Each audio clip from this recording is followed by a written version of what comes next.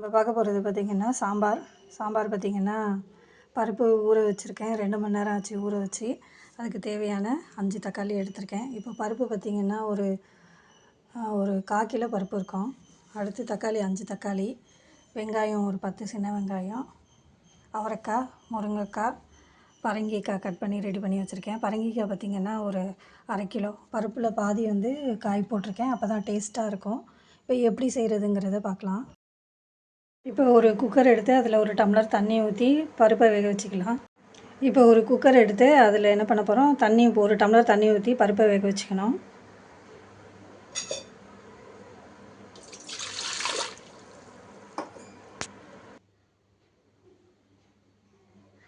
இப்போ குக்கரில் தண்ணி ஊற்றி பாத்திரம் வச்சுட்டேன். அதில் பார்த்திங்கன்னா பருப்பு போட்டுக்கணும்.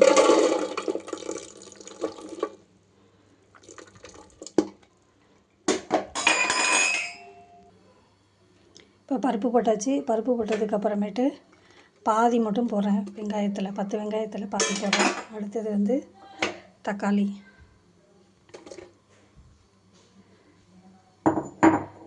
முருங்கைக்காவும் காயும் நான் பருப்பு வேக வச்சு அதில் போட போகிறேன். அடுத்தது பரங்கிக்காவையும் நான் இதில் சேர்த்துக்கிறேன்.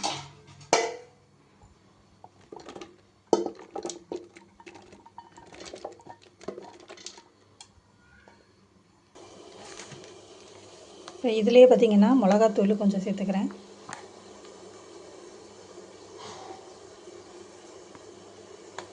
ஒரு 4 ஸ்பூன் மிளகாத்தூள். அடுத்து மல்லித்தூளும் இதிலே சேர்க்கணும்.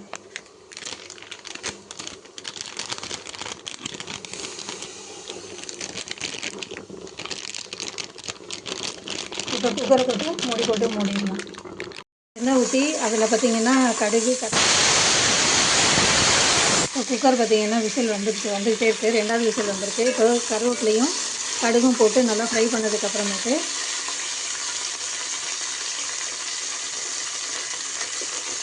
வெந்தயமும் சீரகமும் போட்டுக்கணும்.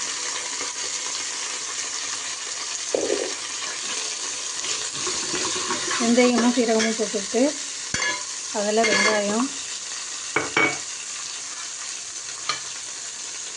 பரங்கிக்காய் பாதி எடுத்து வச்சுருக்கேன், அது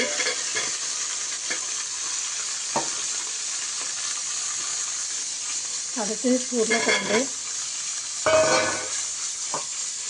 அவரைக்காய்,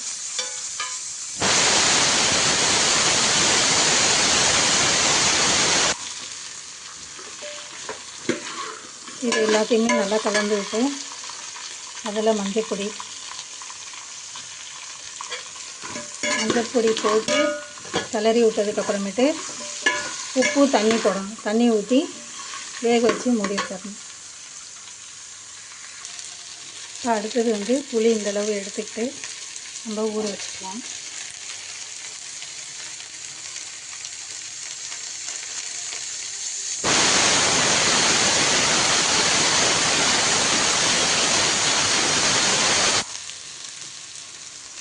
அடுத்து உப்பு போட்டுட்டு ஒரு டம்ளர் தண்ணி ஊற்றி நல்லா வேகட்டும். இதில் கொஞ்சமாக மிளகாத்தூள் கூட சேர்த்துக்கலாம், காரம் வேணும்னா. இப்போ பார்த்திங்கன்னா வெங்காயம் இந்த குப்பையெல்லாம் என்ன பண்ணுவேன்னா, இது ஒரு மாதிரி இந்த ஒரு கூடை மாதிரி வச்சு அதில் கலெக்ட் பண்ணிவிட்டு கட் பண்ணுறப்பே என்ன பண்ணிடுவேன், தோலெல்லாம் தனியாக எடுத்து போட்டுட்டு அதுக்கப்புறம் அந்த கழுவுற தண்ணியெல்லாம் என்ன பண்ணுவேன்னா தோட்டத்துக்கு ஊற்றிடுவேன். அரிசி கழுவின தண்ணி, பருப்பு கழுவின தண்ணி ரெண்டுத்தையுமே என்ன பண்ணிடுவேன், வேஸ்ட்டு பண்ணாமல் தோட்டத்துக்கு ஊற்றிடுவேன். இப்போ நான் ஒரு கொதி வந்ததுக்கப்புறமேட்டு இங்கே புளி தண்ணியை கரைச்சி வச்சுருக்கேன், அதை சேர்த்துக்கலாம். இப்போ இது நல்லா கொதிக்கட்டும், மூடி வச்சிடலாம். இப்போ பார்த்திங்கன்னா குக்கர் எடுத்துக்கலாம். எடுத்துகிட்டா பார்த்திங்கன்னா சாதமும் அதில் வச்சுட்டேன். சாதத்தை எடுத்து பார்த்து பருப்பு வந்திருக்காங்கிறத பார்க்கலாம்.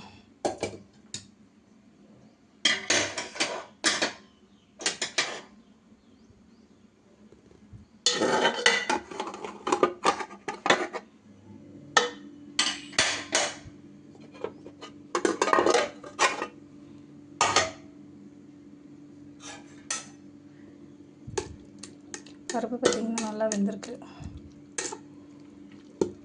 இதை அப்படியே மசிச்சு எடுத்துக்கணும்.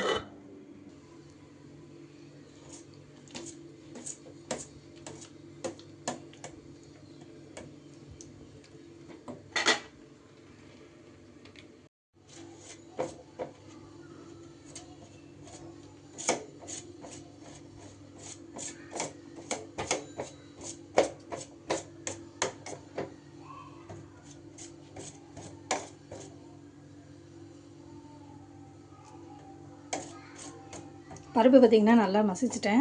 இப்போ இதை வந்து காயோடு சேர்த்து இப்போ வேக வைக்கணும். இப்போ இந்த வேக வச்ச காய் பார்த்திங்கன்னா எடுத்து இந்த குக்கர்லேயும் காயும் பருப்பையும் போட்டு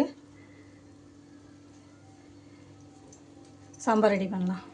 வேக வச்ச காய் இப்போ எடுத்து போட்டதுக்கப்புறமேட்டு இந்த வேக வச்ச பருப்பை வந்து நம்ம இதில் சேர்த்துக்கலாம்.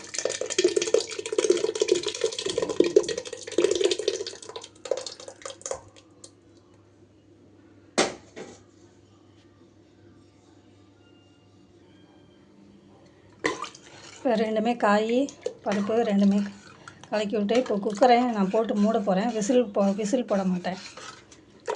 வெயிட்டு போடாமல் கலக்கி விட்டு ஒரு கொதி வந்ததுக்கப்புறமேட்டு கொத்தமல்லியும் பெருங்காயத்தூளும் சேர்த்துக்கலாம்.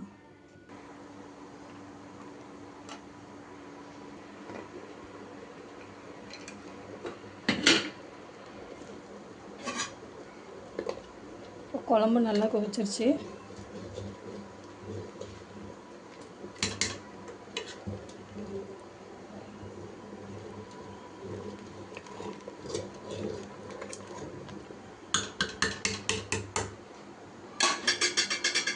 இப்போ வந்து இதில் கொத்தமல்லியை சேர்க்குறேன்.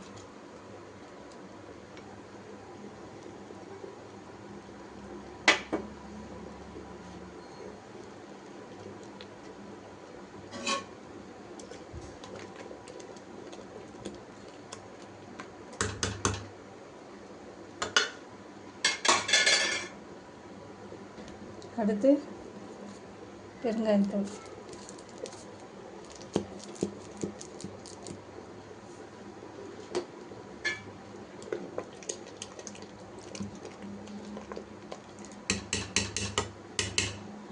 இது ஒரு 10 நிமிஷம் கொதிச்சிச்சுன்னா சாம்பார் ரெடி ஆகிடுச்சு. இப்போ இதில் கடைசியில் என்ன பண்ணுறேன்னா கொஞ்சோண்டு வந்து வெந்தயத்தூள் நான் சேர்த்துக்கிறேன். இப்போ இது பார்த்திங்கன்னா வெந்தயம் வந்து ஒரு 1/2 ஸ்பூனு. அடுத்து சீரகம் பார்த்திங்கன்னா ஒரு நல்ல 2 ஸ்பூனு தாராளமாக எவ்வளோ சேர்க்குறோமோ அவ்வளோ சேர்த்துக்கலாம். இப்போ நான் 2 ஸ்பூனு நல்லா நிறையா தான் சேர்த்துக்க போகிறேன். ஒரு 2 ஸ்பூனு சேர்த்துருக்கேன்.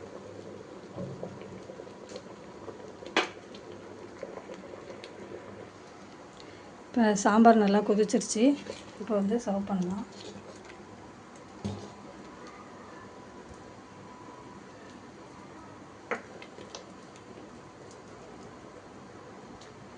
பரங்கிக்காய், முருங்கைக்காய்,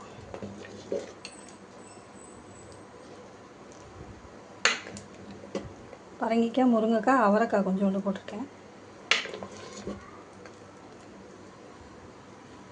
இப்போ இன்றைக்கி சாம்பார் ரெடி ஆகிடுச்சு. சாம்பார் ரைஸோட சாப்பிட்லாம் வாங்க.